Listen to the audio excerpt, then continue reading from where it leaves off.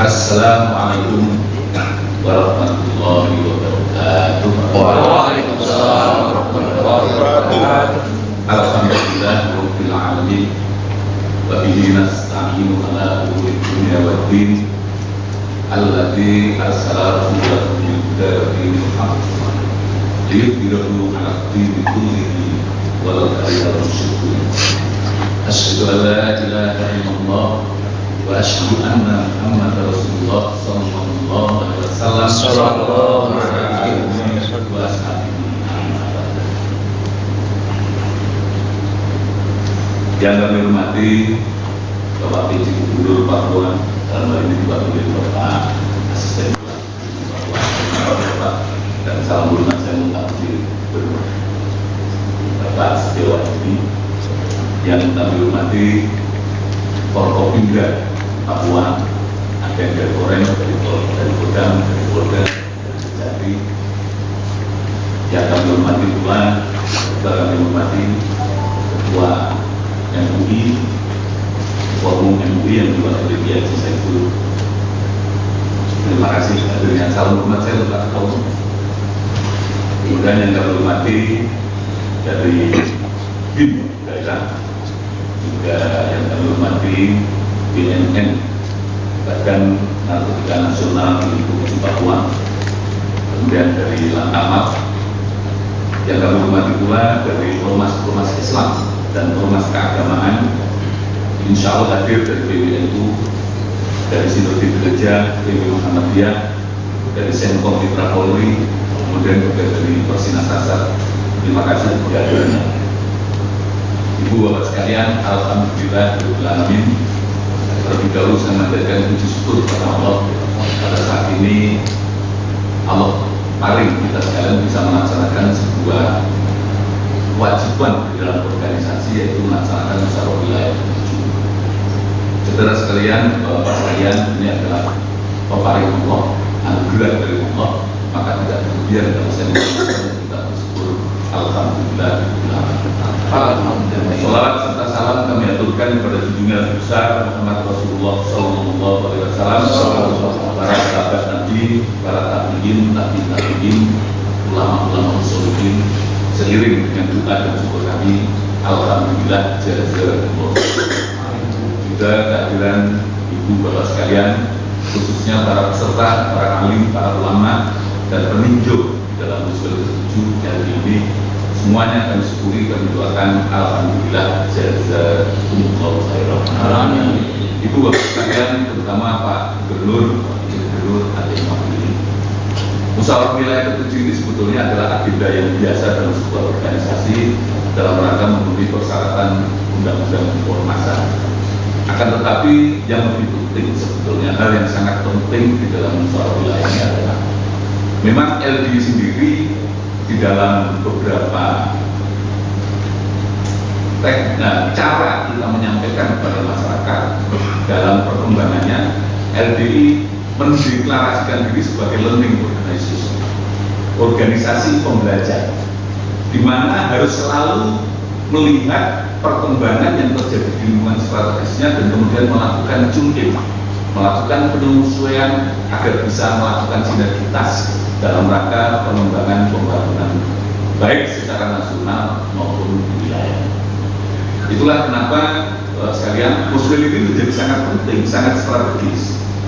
Karena di dalam muslim ini nanti akan mengevaluasi kinerja 5 tahun berkemudian yang lalu. Otomatis dalam hal ini evaluasi itu untuk menuju sesuatu yang lebih baik ke depan. Termasuk mengevaluasi program kerja harus menyesuaikan dengan perkembangan lingkungan strategis sekarang yang terjadi. Apalagi pada saat ini dunia digital juga semakin maju. Bahkan kalau kita melihat geopolitik, geoekonomi global juga semakin luar biasa. Kita sama-sama memahami bahwa Pak sekalian, teknologi digital ini sekarang kecepatannya luar biasa dan kita, masyarakat Indonesia ini kurang di dalam kalah cepat dalam antisipasi.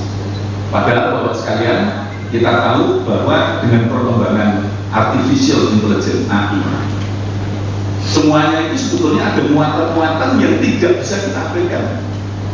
Itulah kenapa seperti kemarin terjadi demo yang luar biasa itu, sebetulnya itulah bagian dari ekses adanya perkembangan dunia digital. Sehingga yang terjadi apa? Proksi. Bahkan kalau kita melihat dengan AI sekarang ini, Bapak sekalian, muatannya luar biasa. Kalau kita melihat AI yang produk Amerika, Meta misalkan, itu tentu akan berbeda dengan AI yang produk Cina, DeepSeek. Bapak bisa melihat, kalau kita ngomong bagaimana Papua, Meta, dan DeepSeek itu beda. Apalagi ketika menyangkut kepentingan negaranya. Kalau kita melihat Tiananmen, bagaimana Tiananmen melalui Meta, pasti banyak jeleknya. Tapi kalau kita melihat Tiananmen dengan DeepSeek, maka itu akan banyak positifnya. Karena apa? Kepentingan asing terbawa di sini. Kepentingan-kepentingan yang belum tentu berpihak pada kepentingan nasional itu terbawa di sini. Oleh karena itu, saudara-saudara sekalian, saya berharap musuh ini mengeluarkan rekomendasi-rekomendasi program-program kerja yang real, yang bisa mengantisipasi lingkungan strategis yang berubah dan sangat drastis. Itu adalah penting. Penekanannya tentu, saya sangat bangga, saya sangat setuju ketika temanya itu adalah penguatan SDM profesional religius, yaitu guna mempercepat cita-cita pembangunan di Papua. Memang mau tidak mau, SDM itu kunci, Pak. Pembangunan SDM itu mau tidak mau kunci, apalagi ada dua momen penting sekarang ini. Momen penting yang pertama itu adalah kita masuk saat ini pada bonus demografi. Bonus demografi ini adalah sebuah kesempatan yang kita mestinya memanfaatkan. Karena bonus demografi ini sekarang ini perannya generasi muda yang sangat penting, maka SDM-nya harus benar. Yang kedua, kita akan memasuki visi Indonesia Emas tahun 2045. Maka Bapak sekalian, pembangunan SDM merupakan kunci bagaimana kita ke depan untuk bisa berolah, bisa berperan di dalam memanfaatkan kekayaan alam untuk bangsa sendiri. Ibu bapak sekalian, LD sendiri menekankan dalam 8 program prioritasnya, yang 4 pertama itu membangun SDM, yaitu pertama kebangsaan, kedua keagamaan, yang ketiga pendidikan, yang keempat kesehatan. Kesehatan ini bukan hanya kesehatan pada generasi penerus, generasi sekarang, kesehatan ibu-ibu untuk melakukan pencegahan stunting, karena ini akan melahirkan generasi-generasi berikutnya. 4 ini sebetulnya ada terus. Kami diilhami oleh seorang ulama Aceh. Ulama Aceh pada saat itu, dan ini mungkin cocok dengan Papua, karena ulama Aceh itu ditanya oleh seorang penguasa di sana, namanya Walid Marhaban di Bakongan. Walid, saya minta izin Gunung Luiser ini kaya dengan emas, sama dengan Papua, kaya dengan emas. Saya minta izin untuk ini saya eksplorasi untuk supaya kita bisa mengolah emas ini. Walid Marhaban ini langsung mengatakan, jangan Pak. Loh kok jangan Pak? Artinya jangan sekarang, pinterkan dulu SDM masyarakat ini, supaya kekayaan alam ini tidak dinikmati oleh orang asing, tapi dinikmati oleh bangsa sendiri. Maka saya sangat mendukung LD Papua meningkatkan pembangunan kualitas SDM di Papua ini, karena Papua ini sangat kaya. Jangan sampai ini kekayaan jatuh pada tangan asing. Semuanya harus kembali kepada rasa pajak masyarakat dan harus kembali pada kesejahteraan masyarakat Papua sendiri. SDM menjadi kunci, Pak, yang berwawasan kebangsaan. Ya, yang kedua harus punya moralitas yang tinggi melalui keagamaan, karena tidak ada agama yang mengajarkan jelek. Yang ketiga harus dengan pendidikan, karena pendidikannya ini adalah, bahkan pendidikan ini kalau perlu adalah kita siapkan pendidikan ada yang dual track atau double track, kecuali sebagai pengetahuan, tapi ketika suatu saat dia harus bekerja, dia siap punya keahlian untuk mandiri.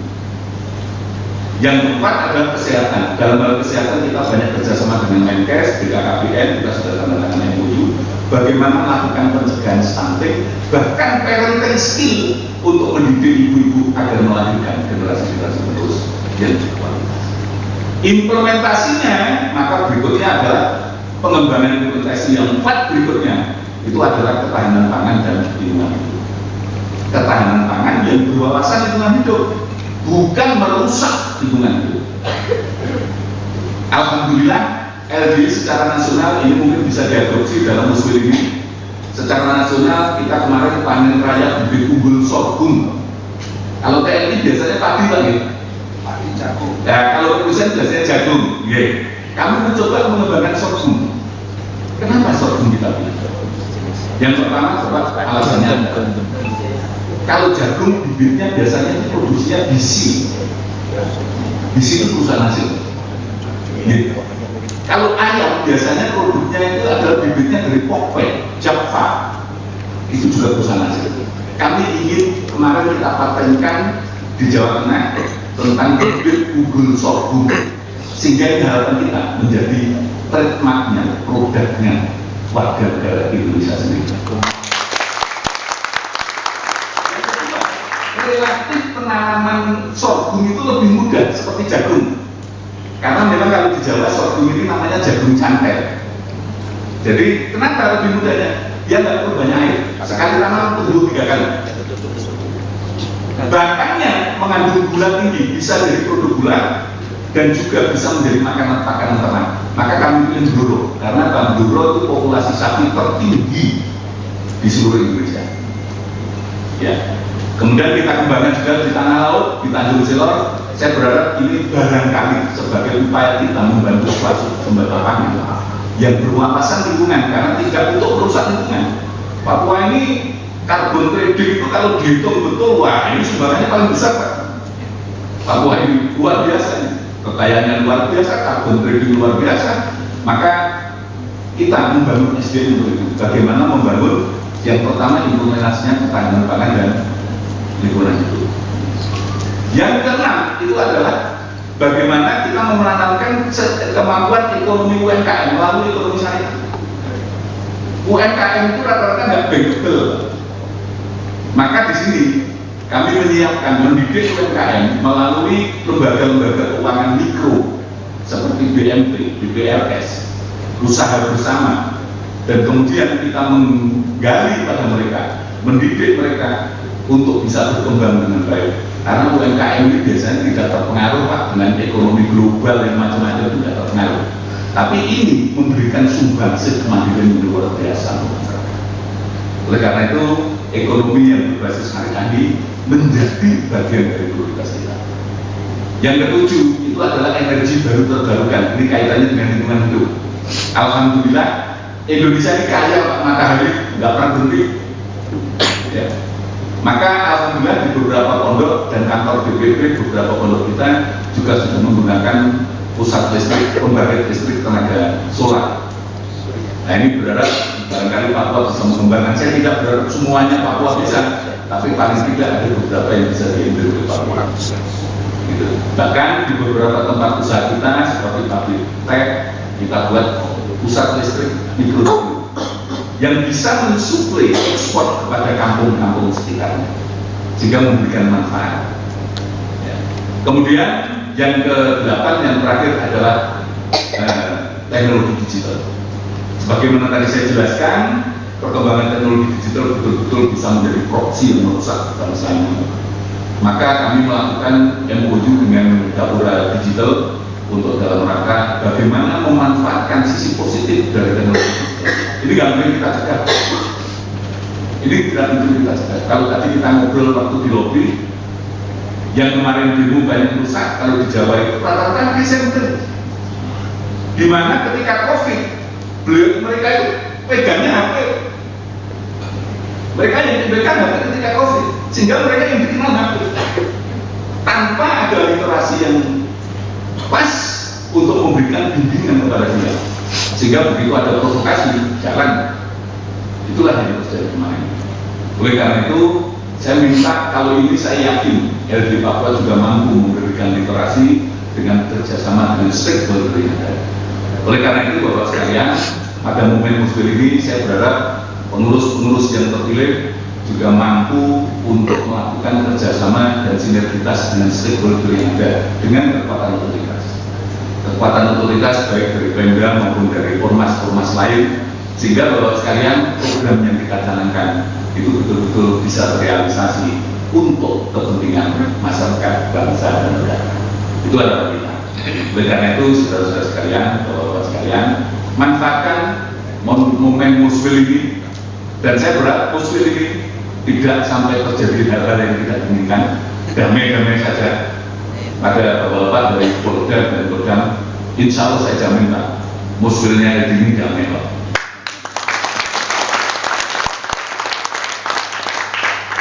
Kenapa kok bisa damai? Salah satunya faktor DPD tidak pernah intervensi untuk menentukan kepemimpinan di daerah.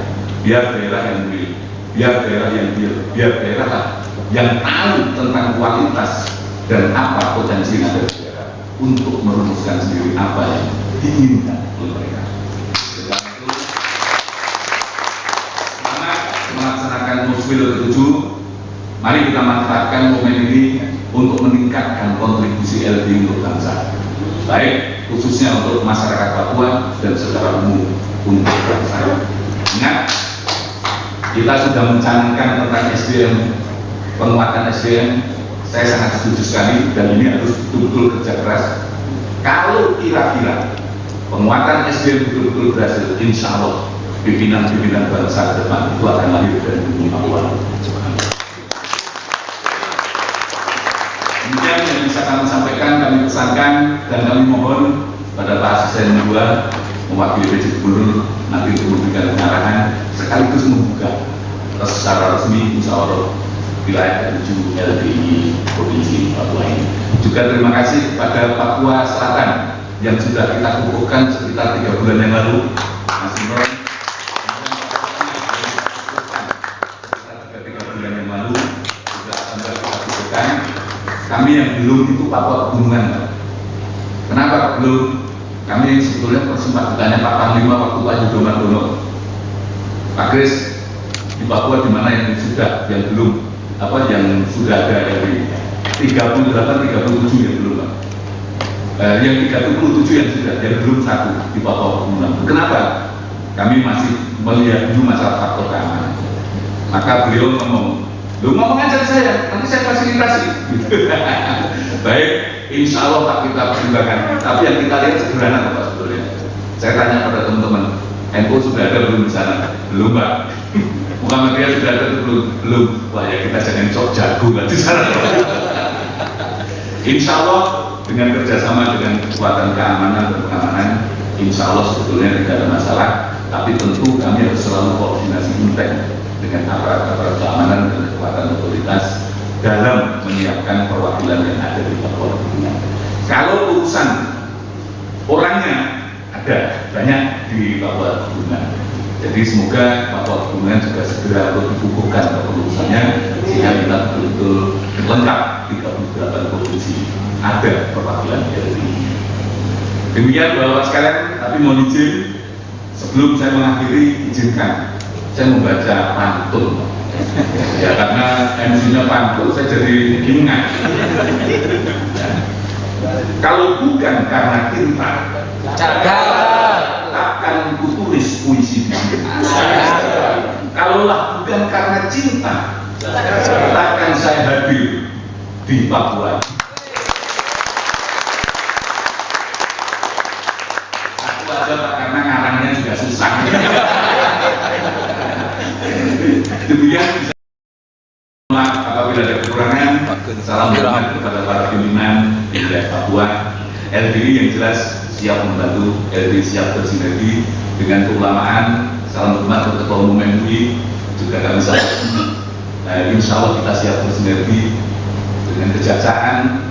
Alhamdulillah kita barusan juga ada bakti sosial bersama dalam hari biasa dengan Santo di Jakarta. Semoga semuanya ini bisa merembet Papua, untuk Papua bisa menunjukkan kapasitasnya dalam membantu masyarakat. Terima kasih. Assalamualaikum warahmatullahi wabarakatuh.